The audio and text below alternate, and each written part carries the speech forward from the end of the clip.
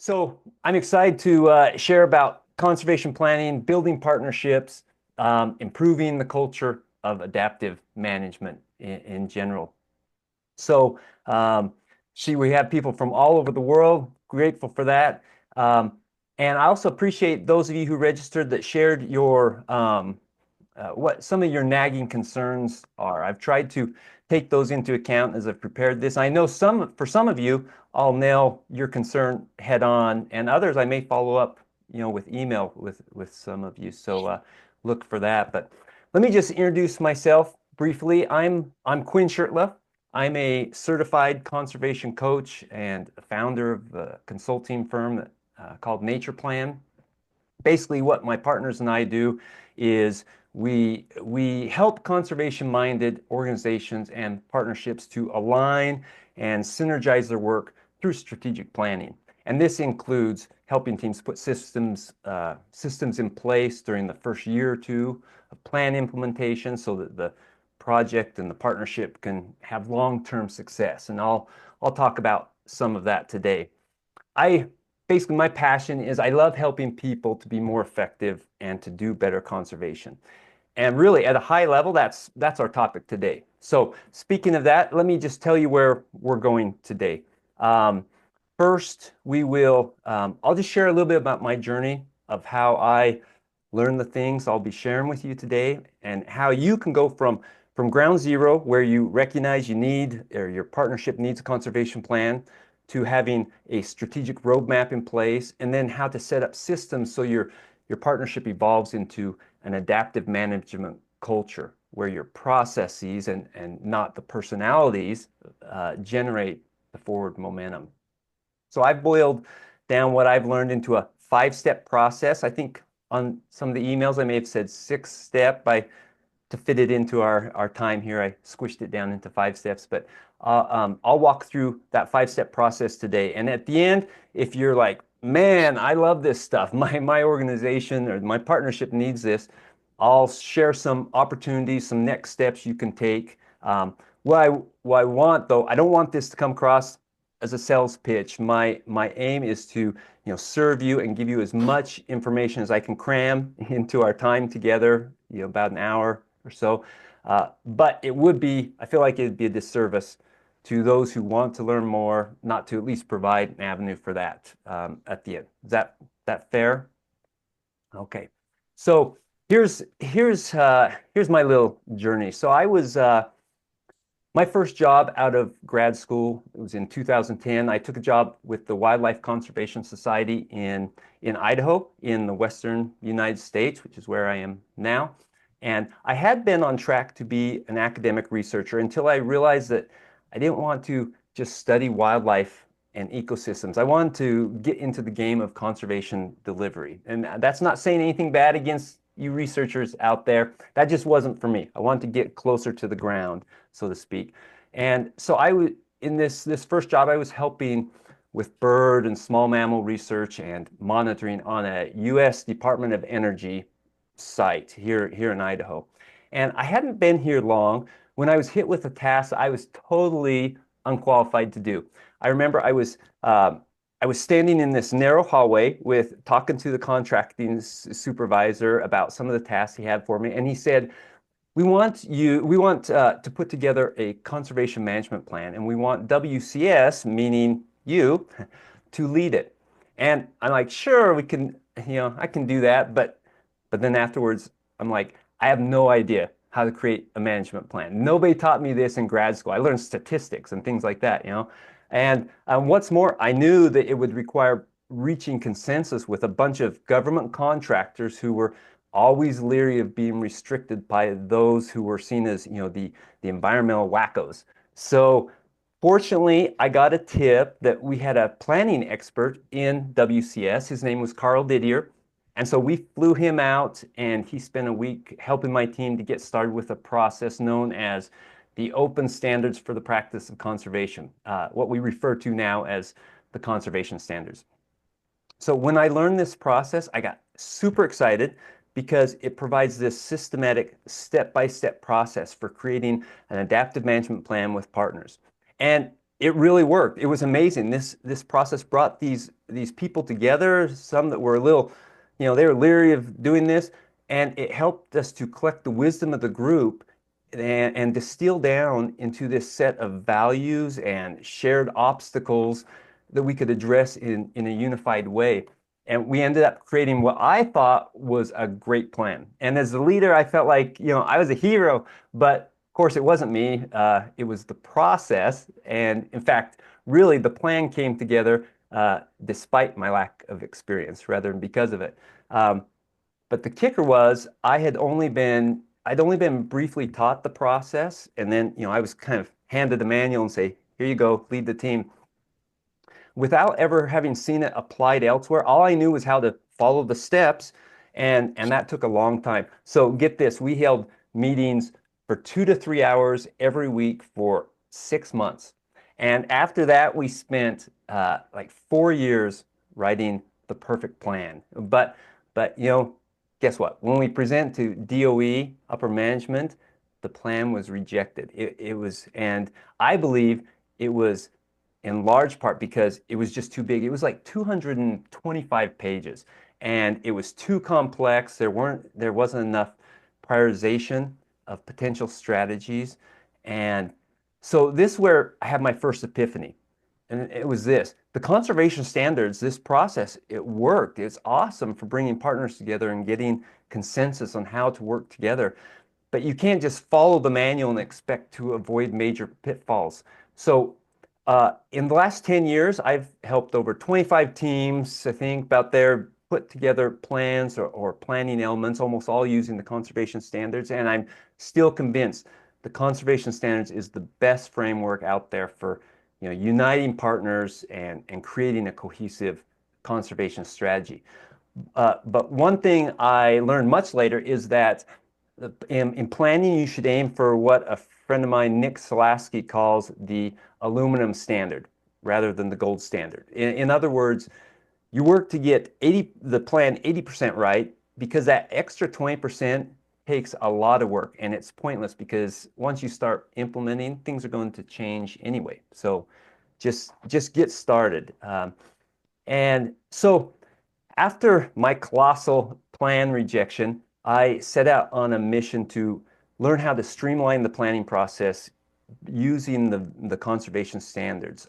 I still want to make an impact in the conservation world, and I knew that the conservation standards was the vehicle to do it. I just needed to learn how to drive it better, and I realized that if I could learn that, and then if I could teach that to others, that's where I could really have the impact with my with my personality and talents. That's what I wanted to do.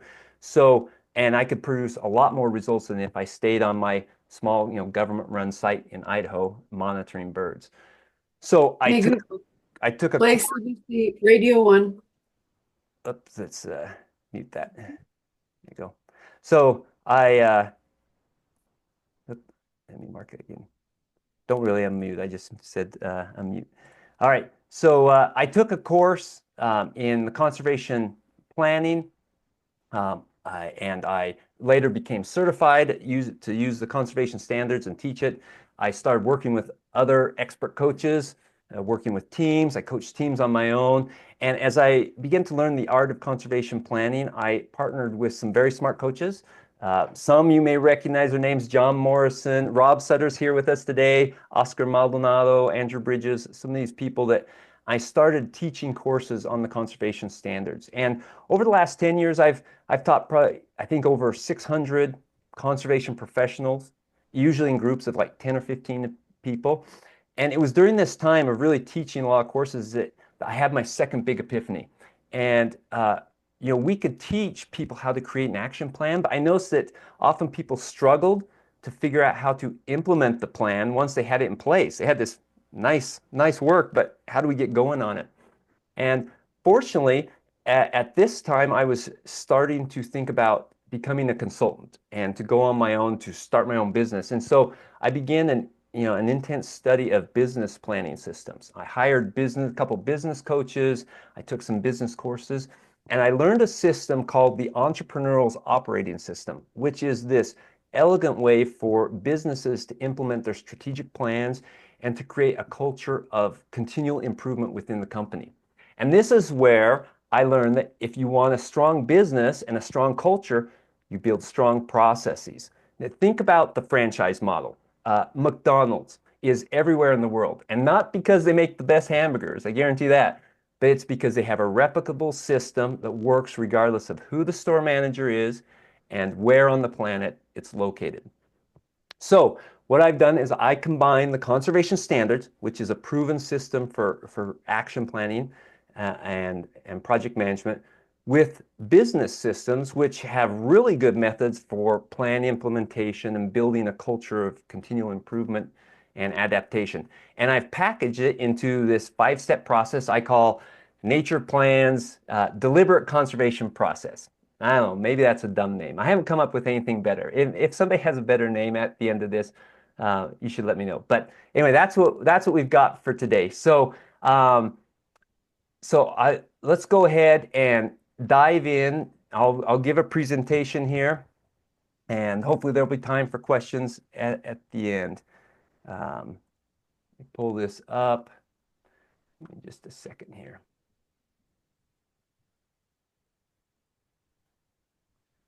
All right, and if you put anything in chat, I've got the presentation up, so I gotta share my screen first though. So I won't be able to see it here, but okay. Now you should be seeing my presentation. Holler if anyone can't, and I'll put it in mode, presentation mode. All right, so let's get started here. So just jump right into it. This is the deliberate conservation planning system. Here's my 5 steps. So it's assemble a team for creating assemble a team and the current information, and then we're going to create an action plan. Then we establish a relevant monitoring plan, develop a work plan, and then the 5th step is nurture an adaptive management culture. Now, for those on the call who are familiar with the conservation standards process, which I'm going to walk you through here in a minute, you might say, wow, this looks a lot like conservation standards. And that's because it follows the basic project management process of the standards. As I said, the conservation standards is a very effective framework. But in most steps, I've infused my lessons learned to streamline the process. And for example, in step 5, that's where I include a lot of what I learned from the business world. Also, my process highlights the essentials of what a team needs to get going and get the adaptive management culture established and get early success. So it's really focused on, kind of the essentials. There's certainly more that you can do. So I don't want you to misinterpret what I've said so far. Planning is hard work. It takes time, but it's also a way to really invigorate a team and strengthen relationships if it's done right. Now, one of the biggest challenges that you may encounter initially is getting partners to see value and committing their time and resources to a joint venture. You may hear, oh no, I don't want to do another planning process, or this takes too long. And what I'm going to show you here in step 1 is how to address these very, very valid concerns. Let me go move my view of the Zoom so it doesn't cover it there. All right, so step 1. So for any planning effort, you need to at least 2 or 3 individuals who are on a leadership team. They kickstart the process, and they're going to get the ball rolling, set meetings, invite others to join the meeting, and so forth. Now, to save time and keep all your busy teammates from hating you because you show up in the first planning meeting with a blank sheet of paper, the leadership team should create a skeleton draft of the plan and incorporate parts and pieces from past planning efforts. I just feel like it's super important that you honor the past planning efforts. Otherwise, people will see it as just another another go round. So if you do this right, it'll take a lot of wind out of the argument that, this is just another planning process. So the conservation standards, it's a template where you can drop in what you already have, and then you can step back and see what holes you need to fill to have a complete adaptive management framework. Now you're still going to have to get buy-in on all these elements and make sure that they approve of everything. But the template facilitates productive discussion, and there's a place for all the decisions that are made. Um, so building a puzzle in this way, so to speak, is much easier than if you just dump all the pieces of a puzzle out, and start from scratch and just start assembling pieces. And it's much quicker. So when I work with a project, I meet with the leadership team 2 or 3 times to sketch out the plan using the existing information. And then when the full planning starts, or the full team comes together, they can see where they're going and they can provide relevant and productive feedback. All right, so that's step one. The second step is to just create the action plan. And I need to give you a bit of an introduction to the conservation standards. I've been talking about it a lot, but so that everybody is on the same page here before we talk about how to do it. So the conservation standards, this is a framework. It's a compilation of best practices, principles, and tools that systemize the planning and maintenance of an evidence-based project. It's maintained and revised by the Conservation Measures Partnership, which is a global community of like 38 NGOs, government agencies, funders, etc. And one important benefit of adopting the conservation standards is it gives your partnership a standard lexicon and language that makes it easy for communicating within and across projects, which is especially important if you have a program with several independent projects. Now, I've worked a lot with the San Diego Zoo Wildlife Alliance, and in the last couple of years, they've adopted the standards across their entire conservation portfolio. They have projects on nearly every continent, but they're all using the same system. So it makes it much easier for upper management to compare the progress across projects and to make apples to apples comparison. And that allows them, the upper management especially, to more strategically distribute resources and decide where they need to cut or add more resources. You'll notice that the conservation standards has basically the same structure as any other adaptive management framework. In step 1, you assess. Step 2, you plan. Step 3, you implement. Step 4, you analyze and adapt. And step 5, you share to accelerate learning within the community. So in the next couple slides, or next few slides, I'll focus on just steps 1 and 2. That's the action planning part of this framework. So I'm going to show you a schematic that explains basically the key steps of action planning using the conservation standards. So first, your team needs to develop a shared vision of how you want the world to look as a result of your work. Then you identify the core ecological and human values that must be healthy and functioning well to achieve that vision. Next, you define quantitatively what it means for these elements or targets to be healthy, and you define the current status and the future desired condition. This is called the viability assessment. The next step is to identify critical threats or pressures that are affecting your focal targets. And once we know what the critical threats are, we can then explore each of them as a team to understand what's driving them and allowing them to persist. This is called a situation analysis. Then only after we have this unified understanding of the root and the nature of the problem, then we can start brainstorming strategies for how we might intervene. And there will be a lot of ideas thrown out, but and so we narrow the pool through a prioritization process and select only the highest leverage strategies to proceed with. Now, before we implement a strategy, we pause and we consider the inherent assumptions we're making as a team about how we expect our strategies to lead to desired outcomes. We do this by exploring our theory of change. And because we now have, we've been explicit about how we expect change to occur, we can test our assumptions and track our results by identifying specific measurable goals and objectives and so forth. Now, if we continue going through this loop year after year, re-examining our assumptions and monitoring our results and adapting our approach, which I'll explain a little bit more later, we come closer and closer to achieving that vision that we set out to achieve. So I want to show you, and then next I'm going to, you could look at this if you haven't been exposed to it before and say, whew, that looks complicated, that looks hard. So I just want to show, I think it'll help if I just tell a story of an organization in West Virginia that has done this kind of work, put a plan together. It's called these were members of Cacapon Watershed Collaborative. They're pictured here, and they decided they want to work more collaboratively to keep the ecological value of working farms and forests from being degraded by development and other threats. And so they created a plan, came together and put a plan together, an action plan using the process I just described.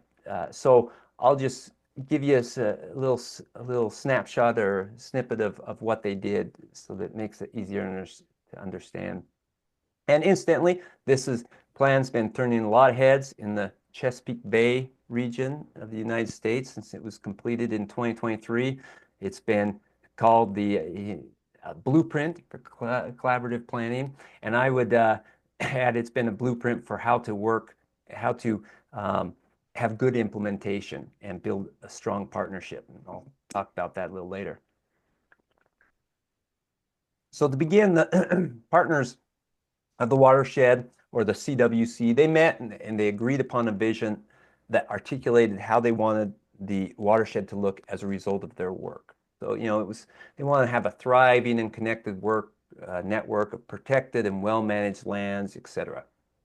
And so that was their vision. They were unified in that purpose. And then next, they clarified what the CWC was going to focus on, what they needed to conserve to achieve this vision. And these are what we call focal targets, which included ecological values or conservation targets and human well-being values that are important to the project. So we'll just to keep things simple, I'll just focus on one of those three targets here, forests.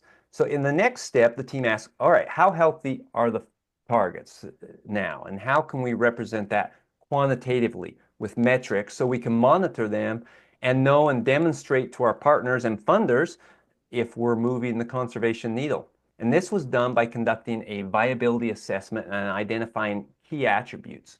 So for forests, appropriate age diversity and connectivity are two key attributes that have to be maintained at some level for the target to be viable, and at even higher levels to be considered healthy or in good condition, as we say. So the team identified measurable indicators for these key attributes and then used them to define as best they could what the difference was between a key attribute in poor condition all the way up to very good condition. And in this case, they were all in fair condition. They considered, well, I show you. So they considered their key attributes in fair condition. So now their goals are going to be set about trying to raise those attributes to good condition. And so the goals are aligned with the condition of the forests there, where they measure the health of the forest. So the next step was to determine what was harming the target. Now, forest health is negatively affected when logging is done inappropriately, but to be clear, logging per se isn't the direct threat, it's inadequate forest management. That's the problem. So when forests when they're poorly managed, age diversity of the tree stand, so one of the key attributes, it's degraded. And so by definition, the target health is lower. So the team rated this threat along with all the others they identified, and it came out to be a relatively high-level threat across all the different targets that they had. So they performed a situation analysis to explore deeper why this threat exists and what's driving it. So experts on the team shared that the private landowners often harvest and sell timber without really fully understanding how their decisions could negatively impact and affect the health of the land and the wildlife.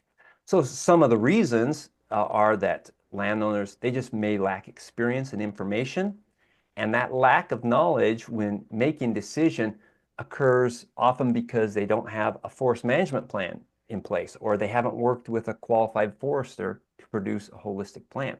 So ultimately, many of these people simply aren't aware of the benefits that would come if they were to create and implement a holistic plan.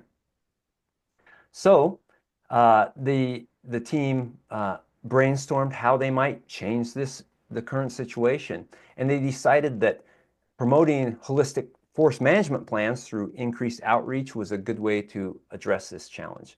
And this became one of their prioritized strategies. Now, to get to this point, they'd brainstormed a lot of ideas and then rated them to see what would float to the top and to determine what would have the greatest impact and be most feasible. So the team then, they had to think deeply about the assumptions they are making about how the strategy would work once implemented. Because, performing outreach, it's a fine idea. A lot of projects have that kind of a strategy, but what are the actual results that must happen to change the situation and the human behavior enough that forest management is changed and forest health improves? That was a critical thing to think about before before beginning implementation. And here's an actual result theory of change for this strategy, which can be read with if-then statements. So the strategy is outreach about forest management plans. If this strategy is implemented, then if it's implemented correctly, then their assumption is that landowners will repeatedly be exposed to clear marketing messages. And if that happens, then landowners will want to develop a holistic forest management plan for their land. If that happens, then they expect that landowners will proactively initiate the planning process, which will lead to landowners developing holistic forest management plan. And ultimately, that will lead to an increased number of holistically managed forests, which is a reflection of that threat of inadequate forest management. That threat is being reduced by that result, which will in turn increase the health of forest ecosystems. Now, the final step was to figure out how to measure progress. And this theory of change, it articulated the team's assumptions about how the situation would change. And so to test these, the team set up measurable objectives that were associated with key results and a goal that's associated with the target. And this would enable them to determine if their strategies were being effective at reducing threats and improving target health. So that is the step 2, create an action plan in a nutshell of my five-step process here. And so once we've got an action plan in place, the next step is we need to establish a relevant monitoring plan. Now, if you want your plan to remain adaptive, your action plan to remain adaptive and to be a living guidance document, monitoring data, the monitoring data that you collect, it really needs to provide answers to 3 critical questions. Are we doing what we agreed is most important? Are we getting the expected results? And are the things we care about improving? Well, that startled me. Let's see if I hear that again, I'll find the mute button there. All right, so those are the 3 questions that your monitoring needs to be set up to answer. Okay, and if you've based your action plan on the conservation standards process, it's really straightforward to set up a monitoring plan to address these questions, because all you need to do is you monitor what's in your theory of change. So if you want to know if you're doing what you said you would, you just keep track of the progress of each of the tasks associated with each strategy. Let's see, if you want to know if you're achieving key results and are reducing your critical threats, you simply monitor your objectives, which are like mile markers written in specific measurable terms. And finally, if you want to know if you're having an impact on those values you're trying to conserve, you monitor your goals. So it's all right there in this theory of change. So you can use that to set up your monitoring plan. Now, step 4, once you've identified what you need to monitor, you're ready to create your work plan. Now, this is where my students, when I was taking classes or doing classes, they had a hard time, I saw, of transferring that information from the plan into a work plan so that they could, get to work. So here's the basics, the very basics of a work plan. First, you list all the major actions you're going to take that you need to take, in the next 5 years to implement your strategies, and then you indicate in which year the action will need to happen. So, for example, maybe a particular action needs to be taken in years 1, 3, and 5, and just indicate that. Okay. Then you list all the actions the team needs to do in order to track progress toward achieving the objectives and goals. Again, indicate when these activities need to occur over the next 5 years. And then now you copy each activity that needs to be done in year 1. You marked, okay, these need to be done, in 2026 coming up, and you paste them into a spreadsheet. This is your annual work plan. And to get ready to go to work, you just need to identify now which quarter of the year the activities will occur. Is it Q1, Q2, and who's responsible for the action? There's other things you can do, but these are the basics of what you need to do to set up a good adaptable system, a system for that's actionable and there's accountability. And this is really the way you clarify among team members what needs to be done and when, and who's accountable for the actions. And, if you want to create a successful, enduring partnership, there has to be mechanisms for accountability in place. And this is an important one. So again, if you have a theory of change, this exercise becomes really straightforward because everything you're going to monitor and do, at least the basics, the basis for these activities, they are already spelled out. And so you just need to extract them from your theory of change and drop them into a spreadsheet. And I've created a spreadsheet to help teams with this, where you can just drop in your strategy names and each objective that you'll be monitoring, and you can break them down by different tasks. And then you can mark which year you're going to be doing those in. And what I have, there'll be a tab for goal monitoring, objective monitoring, activities monitoring, and ultimately anything that's happening in year 1 gets dropped into the 1-year work plan. And I've used this with teams for the last couple of years, and it works great for just really simplifying this process. And I'll show you at the end how you can get a copy of that. So the last step of my framework is to take steps to nurture an adaptive management culture. And now I suspect that some of you have participated in planning efforts. I know that some of you participated in planning efforts where the team was excited about a new plan, and then over time it became outdated and unused. I call this the dusty book on the shelf syndrome. It's a horrible disease, and I think there are a couple of root causes for this condition. And if you were leading the effort, I assure you, it wasn't your fault. It was the system that was being used that was inadequate.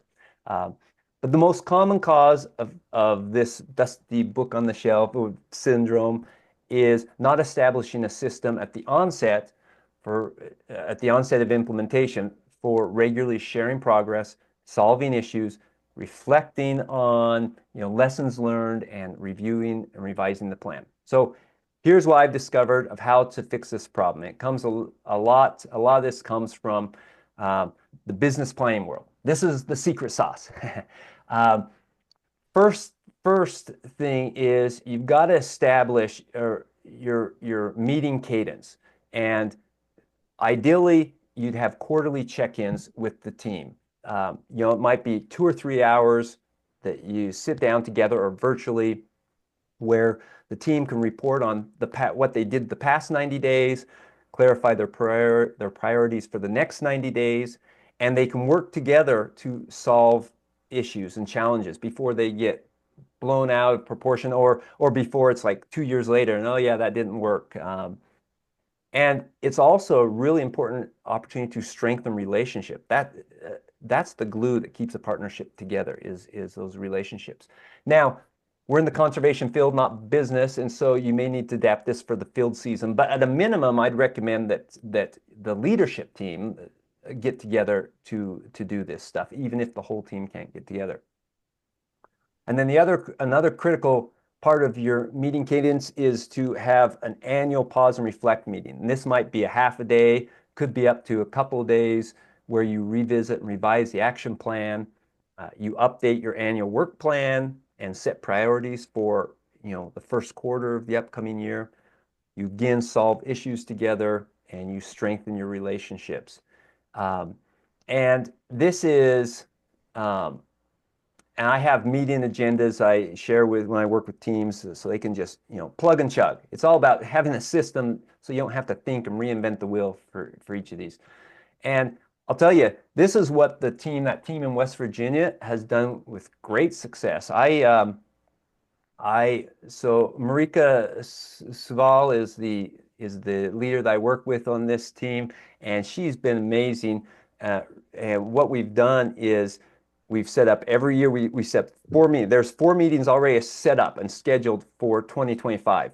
And I've been working. I think they finished the plan at the end of 2023. We've gone through, a little over a year, done 5 quarterly meetings, and it's just on everybody's schedule, clear out through December. And we get together. It's usually 2.5 hours each quarterly meeting, I think we're doing. But and we review just what I went over. But the cool thing that I've learned really from Marika is the power of including relationship building. They always do it. They have a lunch before they meet, and often they go for a hike. I'm always doing it virtually, so I just wave goodbye and see them go have fun. But they do a hike or go float the river. Now that may not be possible for all your partnerships, but it's been powerful to see both this reporting, this accountability mechanism, and this team building that happens. And they just have a ton of momentum there. So here's other things you can do to help that businesses will do, and good, conservation plans to build that long-term success into your process. Is you could develop team charters. I learned a lot about these from Rob Sutter, who's on the call. Steering committees. You can create a steering committee to help out to distribute the load. Create standard operating procedures for your basic, what you do. Maybe a communications plan, a shared database. The point is you do as much as you can to make success dependent on the process rather than personalities. Because when that key person leaves, if the processes are not in place, the partnership could lose momentum or even end. So that's what you're aiming for. And it's always easier said than done, but that's what you're aiming for. All right. So all right. So that's basically the 5-step process. That's an overview of what I've learned in the past 12 or 15 years about streamlining the planning process and creating a culture where the strategic plan really does guide decision making, and around which partners can rally and come together to achieve the results that they couldn't have achieved alone. Now, I know there's concern. Hopefully, have some time for questions. But as I was looking at some of your questions that you sent in, and as I've worked with people, I just want to address a couple of, I'd say, elephants in the room. Some concerns that some people have. For example, one concern is, we and our partners, we're just too busy to go through the planning process. I hear this a lot. I see this a lot, and we're all busy. I get that. And the reality is planning, it's going to take time, and plan maintenance does take time. But man, I'm of the opinion after these years that you just don't have the time and resources to waste on going through and doing your work without a roadmap. Here's just a classic example. This picture is, we were down, this is like 10 years ago, down on San Clemente Island in off the coast of California, and we were doing a project down there, and we were creating a results chain, excuse me, a theory of change for one of their strategies that they'd been implementing for some years. And we were essentially walking through the assumptions about what it would take to achieve the result that that strategy was intended to do. And after about an hour, the guy in the back, I don't know if it's really this guy in the back, but this is the room we were in. He raised his hand. He was from the Navy. It was Navy area. And he said, so what I'm seeing from what you're telling me, there's no way, or what we're discussing, there's no way that we're going to get the result that we want from this strategy. And everybody kind of looks at each other and they say, yeah, I mean, we're not seeing any way. So they've been implementing this strategy, I can't remember what it was, for years. And when they really sat down and listed out their assumptions, they saw there was no way to get the result. So that's what happens. That's why I say you don't have the time and you don't have the money to waste on potentially going down roads that aren't going to get you where you need to go. That's what planning does. So that's just one example. I could give you others, but here's another concern. My organization, they're not rooted in strategic planning. Maybe I'm excited about it, but we have this big organization that isn't. Um, that's a tough one. My suggestion is start small. You may simply, maybe this organization already has a strategy in place. Just just create see if you could talk them into creating I could call it results chain. I'm trying to keep it simple. That's what we call a theory of change. When it's all lined up in boxes, we call that a results chain. But um, create you create this theory of change for one of your strategies in place. Just sit down with the team and take an hour and think through the assumptions you're going to make. You could do that, and maybe it'll inspire them. Or maybe you say, hey, could we at least come up with a vision of where we want to go? You can piecemeal this stuff, and it's going to make your plan better. For you, learn this stuff and apply it to your work. When I was at the Department of Energy site, after we had our colossal failure, my team kind of gave up on it, and they didn't really support doing the planning annual review that much. What they didn't know is secretly I was doing it in the background. I was keeping track of things, what the targets were, and my situation analysis. And so when we did have annual meetings, I could ask strategic questions because beforehand I would review things. And I don't know, maybe they thought I was dumb, but I like to think that they thought, well, he has a real strategic mindset because I had, on my computer what we need to do. I had the whole thing outlined. And so you could do that individually and just do the best you can in your organization and be the example through word and example, through word and action of a strategic thinker. And maybe you'll inspire them and they'll want to adapt it. You can only control what you can control. But, um, so another one, when I looked at your responses, so many people, we all struggle with funding. There's not enough funding. Sometimes it's we don't have funding to do the planning process. Others, it's we just don't have, we need more funding for our project. So here's a thought. Requests that have a clearly, if you're writing a grant to, or requesting funding, you're writing a grant proposal and you have a clearly articulated path leading from strategy to impact, if you have like a theory of change there, I can guarantee that's going to be a more compelling um, proposal than if you just throw it out there. And I know years ago, I was on a committee where we reviewed dozens and dozens of proposals. This was before I knew the conservation standards. I would have loved to have seen a results chain. Excuse me, a theory of change. I would have loved to see somebody list their assumptions about how it was going to work. That would have given me a whole lot more confidence and to see that they had a clear path.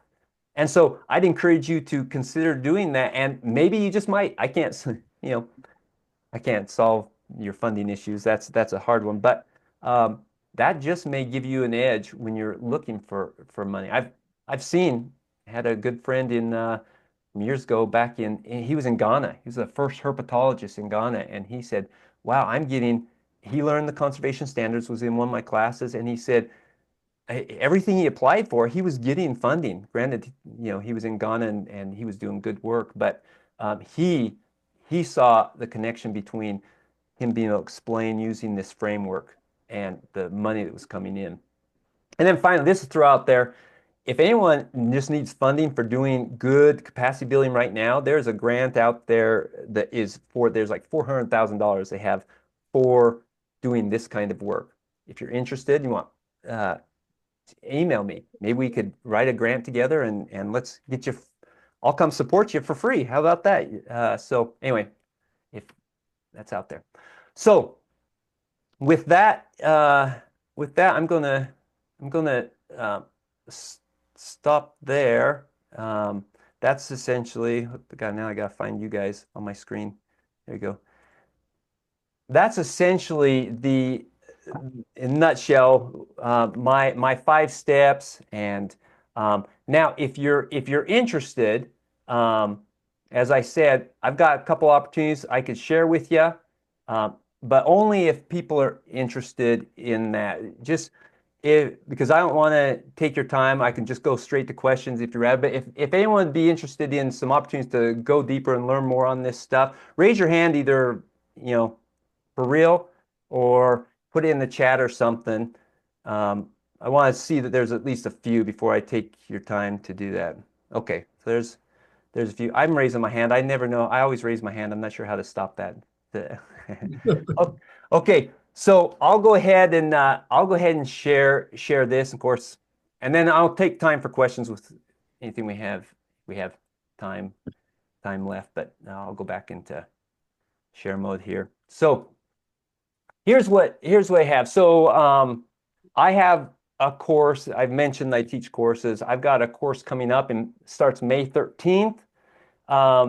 This is basically would walk you through the conservation standards, the action planning part. It meets once a week for 3 hours each day. You can see the times there, May 13th through June 24th. It includes 11 training videos that you watch in between classes. I've sold these for people, organizations that want them for like $600. Just they wanted the videos, so that's included in it. You have permanent access to it. What you do though is you get to work essentially with a dispersed team. Everybody comes together. We're virtual like this, and you're working on a real case study, and you get to practice each part of the planning process. I'll essentially be the coach, and you guys, the team is working, and they're discussing and debating and voting and prioritizing. And so you get to walk through it on a real study. It's one based out of Africa, a team that I've worked with. And then I'll help you see how to convert the action plan into a work plan. And I should point out this little QR code up the top. If you have your phone handy, I'll send this out to you by email. But if you have a phone handy, you can go to my website to check it out. But the course is priced at $875. But after I came back from a trip here, talking to a lot of people in the conservation world, I decided, you know what, financially, we're all in tough times right now. So I've never done this before, but for you guys that are on here, I'm doing just a 50% off. I just want to build capacity in people. And if this helps right now and people want to join, I've never done a 50% off on my course. So 437, guess it'd work out to be. If you want to register for this, just do it by April 24th, and you can use this code. Again, I'll send this out by email. But love to have you in, and we'll just work through it. Now, bonuses for this is there's that implementation template I shared before, that I showed. You'll get that. You'll get templates for virtual planning that you can use. Let's see if somebody's if you're off, you mute. If you'll mute yourself. I've got a whole series of templates I use so that if you're working with a dispersed team, you can just use it for your own planning. I'll give you an example of written plan, how you convert an action plan into a written plan with the conservation standards. And then afterwards, you can have a one-on-one with me, and we'll discuss your own project and see how you might apply this or what you need to do there. So that's the offer there. if that's of interest to you. And then it may be, and oh, I should say, if that doesn't work for you, that timing, and you want to take it, shoot me an email. I'll probably do another one a few months down the road, and I could maybe even, if you have several in your organization, maybe I could plan it around your schedule. So you could do that. The other thing is if a 3-hour block every week is just not going to work for you, you could do, I've got a self-paced course. This has those same 11 training videos, so you'll learn each step of the process. You will work on a case study from a real project. And what you do is I've developed interactive activities in a PowerPoint, so you can drag boxes and create the little models, and then there's the answer key, so you can see how I would have done it, or actually how the real team did it is what you did. Um, this is on my website. It's $3.95, so I'll just do the same thing, 50% off. Again, I never done that before, but whatever. If it can help some of you get in and learn it, that's great. And so this one will not go into the implementation phase. This is just the action planning phase, but it's a great start. And again, the QR code will take you there. And then the last thing, this is something I've been thinking out for a while, but I've come up with a new course. I've never taught it before, but it's really focused on, if you already have a conservation standards plan or an action plan, and you're really interested in that implementation and building an adaptive culture, I'll go deep on that in this course, how to implement it, how to create that culture, those last few slides I shared. So it'll be live. I don't have it scheduled yet. It's more of, if there's a few people here that are interested in doing that, I'll go ahead and schedule it. But the topics are, how to set up a monitoring and work plans from a conservation standards project, how to set up that meeting cadence and create the agendas, how to create standard operating procedures and team charters. And this would be priced at $250. So if you're interested in that, email me, and we'll see if there's enough interest. We'll go ahead and run it. Some bonuses, you'll get your templates. That's the big bonus here, the implementation template, agenda templates, standard operating procedures. I want to make it as turnkey as possible, so you can just plug your stuff into it and go. So that is that. So we've got, stop sharing. We've got a few minutes for questions, so I'm going to open this up. If anyone has questions, happy to, either you can put in the chat.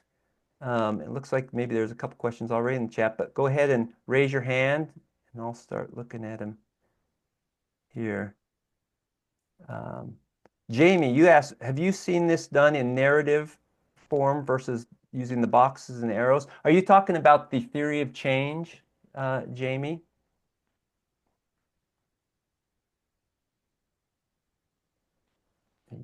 Are you on? He says yes in the chat. Okay, yeah. So yes, I have. And in fact, that's a good clarification of the boxes and arrows, that format of creating a theory of change using boxes and arrows, that's called a results chain. And I could show you in my course, there's lots of other ways. Theory of change is just, here's how we do it. In fact, I don't usually use those boxes and arrows when I'm writing a strategic plan. I actually usually just write the same information in a paragraph form. Here's my theory of change. If we do this, then we expect these results.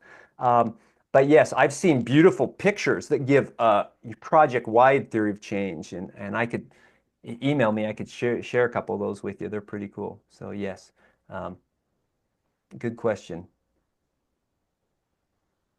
Let's see. Here's one from Sandra. How do you incentivize and engage the team to use the plan beyond quarterly and annual reviews? Many times they see it as an add-on or don't see the value of using the theory of change, for example, in their daily operations.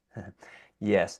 So how do you incentivize and engage the team? That's a good question. I'm still learning, because it depends on the group. We've had really good success with this West Virginia group. There's another group in Michigan I'm working with.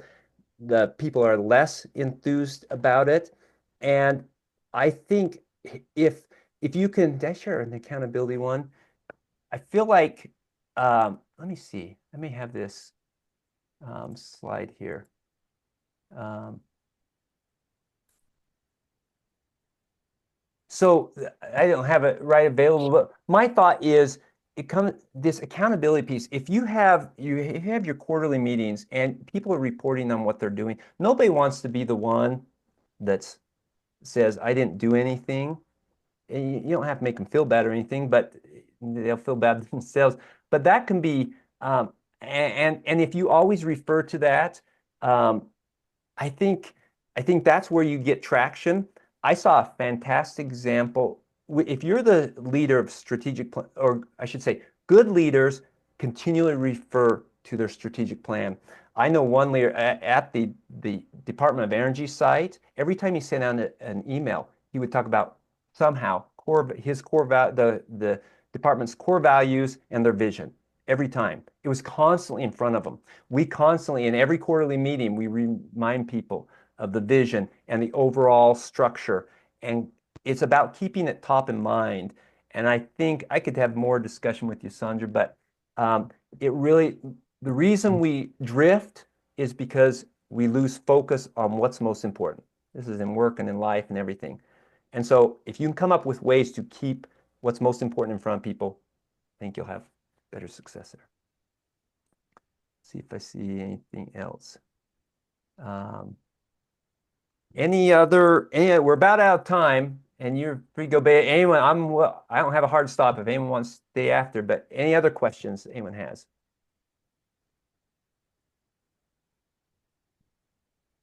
Feel free to email me if you do. And like I say, I'll probably follow up with some of you individually with those nagging questions. If I have any thoughts on those, I'll certainly shoot you an email, let you know. Thanks, Caroline. See it. Okay.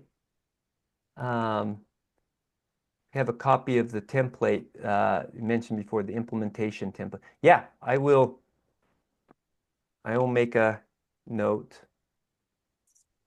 Send template.